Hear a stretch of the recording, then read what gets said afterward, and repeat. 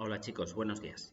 Como veis, por lo que hay aquí al fondo, me encuentro en el Departamento de Cultura Clásica y me encuentro bien resguardado por la antigüedad, resguardado por las bases, los cimientos de nuestra cultura. Aquí tenéis el Partenón, aquí tenéis el Mediterráneo y aquí tenéis algunas muestras de obras de arte de la antigüedad clásica. La antigüedad clásica es la base de nuestra civilización, ¿vale? Una civilización que además ha recibido otras influencias, pero que esa antigüedad clásica de Grecia y de Roma está, digamos, en el mismo ADN de nuestra forma de vivir, de nuestra forma de entender la vida, de nuestra forma de entender la cultura, la política, la sociedad, etcétera, etcétera. Esa cultura clásica que hemos recibido, esas lecciones de historia de los siglos que nos preceden, nos hacen tener la sociedad que tenemos.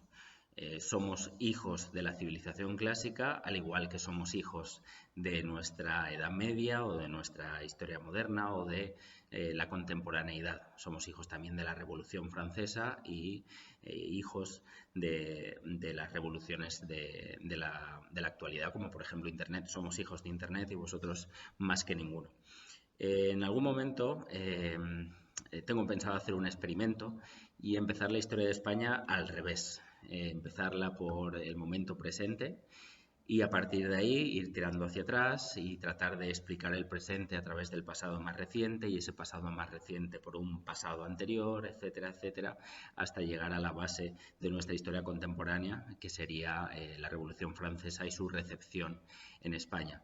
Lo haré, en algún momento lo haré, porque sí que es verdad que habitualmente el final del temario de toda asignatura y sobre todo en España a veces se queda un poco cojo por las prisas y yo creo que entender el presente también es una buena base y también es un buen cimiento para entender el pasado, porque además nos relaciona con ese pasado y nos sentimos hijos y cuando nos sentimos partícipes de esa historia es cuando más la entendemos y cuando mejor sabemos enmarcarla en nuestra vida. Como digo, ¿vale? Aquí estoy rodeado por nuestro pasado y nuestro pasado y más este pasado clásico, este pasado de Grecia y de Roma, nos ha dado muchas cosas. Nos ha dado instituciones que todavía persisten, nos ha dado una lengua que todavía hablamos. Sabéis que el español no es más que un latín mal hablado, ¿vale? Igual que el latín seguramente era el idioma anterior, un idioma indoeuropeo mal hablado, etcétera. También esta antigüedad clásica nos ha dado estas formas de arte, estas formas de belleza, las cuales todavía en general compartimos. Y nos ha dado una cosa esencial, nos ha dado un vocabulario para hablar de cultura, de arte, de política. En Historia de España segundo bachillerato nos centramos fundamentalmente en la política y en la sociedad, en la economía. Y la política, cuando hablamos de ella, requiere de nosotros conocer el código, conocer ese vocabulario prestado mayoritariamente de esta antigüedad clásica. Política, ya el mismo concepto de política tiene una raíz griega. La política es el gobierno de la polis, ¿vale? Y de cómo esas ciudades-estado griegas, las poleis, que es así se dice en griego antiguo, y no quiero equivocarme en esta clase, en este aula en la que estoy cercado de autoridades, esa política, ese gobierno de la polis es lo que nos lleva a entender la política como la conocemos hoy, ¿vale? Como una pugna entre diversas ideologías, como una participación política de la ciudadanía, etcétera, etcétera. Y esa participación política hace que hoy en día utilicemos palabras a veces sin reparar mucho en lo que significan verdaderamente, pero que necesitamos controlar para poder entender el momento presente. Por ejemplo, si hablo de división de poderes, tenemos que manejar y tenemos que saber qué es el poder ejecutivo, el legislativo y el judicial. Poder ejecutivo, Poder judicial, seguramente, vamos a empezar por ahí, que es el más importante. Poder judicial son nuestros representantes en el Congreso de los Diputados y voy a hablar respecto al presente. Nosotros, cuando llegan las elecciones, cuando llega el momento de ejercer nuestra soberanía y nuestra participación política a través del sufragio, soberanía, sufragio, fijaos la cantidad de vocabulario que hay. Cuando tenemos que votar, que es nuestro mayor grado de participación política, votamos a unos partidos que ellos mismos han elegido a sus propias personas, a los diputados que van a ejercer como tales en el Congreso y que se van a dedicar, buscando mayorías, negociando con otros grupos, a elaborar leyes. Ese es el poder legislativo. La principal ley de todas es la Constitución. La Constitución está por encima del resto de las leyes y que va a ser la que va a marcar los rasgos de un país, a decir cómo va a funcionar, si va a ser una monarquía parlamentaria, si va a ser una república, cómo se va a dividir el territorio, qué derechos tendrán los ciudadanos, etcétera, etcétera.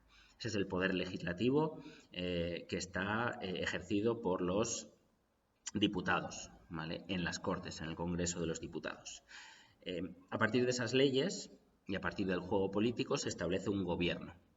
El Congreso de los Diputados español tiene 350 diputados, 350 escaños. Los escaños son las sillas en las que se sientan esos diputados.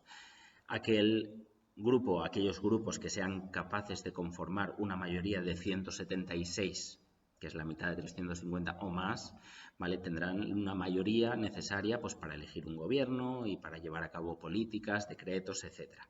Ese gobierno que se forme, con mayorías dentro del Congreso de los Diputados, será el encargado de administrar el gobierno en base a esas leyes y de establecer pues fundamentalmente los presupuestos, que son la base principal del gobierno de un país, o de administrar las fuerzas de seguridad del Estado o llevar a cabo políticas sociales, económicas, etcétera, etcétera. Y luego, por otra parte está el Poder Judicial. El Poder Judicial es aquel que se encarga de decidir si se está violando o no las leyes, si se está actuando de acuerdo a esas leyes o no. Y eso es así porque estamos en un Estado de Derecho. Un Estado de Derecho significa que todos estamos compelidos, todos estamos bajo la protección y bajo el mandato de unas leyes que son iguales para todos. Ese es el Estado de Derecho. Y quien se encarga de hacer cumplir sería el Ejecutivo, sino de decidir si se está cumpliendo o no la ley son los jueces, que son los que ejercen el poder judicial. ¿De acuerdo? Esos son los tres poderes: legislativo, por una parte, el ejecutivo, que es el gobierno, y el judicial, que son los jueces. Soberanía, hemos hablado de ella. La soberanía es cómo se ejerce el poder. ¿Quién tiene el poder? ¿Quién tiene la soberanía? Soberanía es el principio del poder de un país. En los estados actuales, estados democráticos, el poder, la soberanía, la tiene el pueblo, lo que se llama soberanía popular o soberanía nacional. A lo largo de la historia lo que había que decidir era quién era ese pueblo y quién era esa nación, quién conformaba, quién tenía la calidad suficiente como para ser ciudadano y por lo tanto participar en política. No siempre hemos sido todos el pueblo. El pueblo, pues antes simplemente eran pues los más ricos, las grandes élites, luego pasaron a ser pues los que tenían cierto nivel de renta, hasta que actualmente se considera mayores de edad y se considera ciudadanos al menos a los mayores de 18 años, porque anteriormente pues no sois considerados personas en pleno derecho. ¿Vale? Y eso es la soberanía, de quién proviene el poder. Y en base a esa soberanía, un pueblo reunido en Cortes, es decir, un cuerpo nacional a través de sus representantes, puede decidir qué forma de Estado vamos a tener, ¿vale? Y esa soberanía, cedérsela, compartirla con los representantes del poder, que puede ser pues, un rey, el gobierno, etcétera, etcétera. Pero la soberanía es del pueblo, la soberanía es de la nación, y por lo tanto la nación, cuando ve que sus representantes no están actuando conforme a ese contrato social, ahí está Rousseau, pues entonces está capacitado para derrocar a esos representantes. ¿Por qué? Porque el poder lo tenemos nosotros, lo tenemos los ciudadanos. El sufragio es la principal forma de participación. Principal, depende. Otros se puede ejercer la política más allá del voto. Si, por ejemplo, pues yo no me siento identificado con ningún grupo político, puedo tener diversas formas de participar en política, ya sea a través de redes sociales, ya sea a través de huelgas, ya sea a través de manifiestos que yo quiera escribir y publicar para la vida pública. eso queda feo, publicar para el entendimiento de todos. Esa sería mi forma de participación política por el sufragio, es decir, el voto, mi expresión de quién quiero que me represente. Eso es también fundamental. Y luego están los derechos, ¿vale? Los derechos que pueden ser individuales o colectivos también tienen mucha importancia, y porque tienen importancia suelen estar insertos en la Constitución. Sí, libertad de expresión, libertad de manifestación, libertad de huelga, libertad para poder ejercer un cargo político, libertad de muchas maneras, ¿vale? Las libertades que tenemos, los derechos y también las obligaciones que también irán insertos de esa Constitución.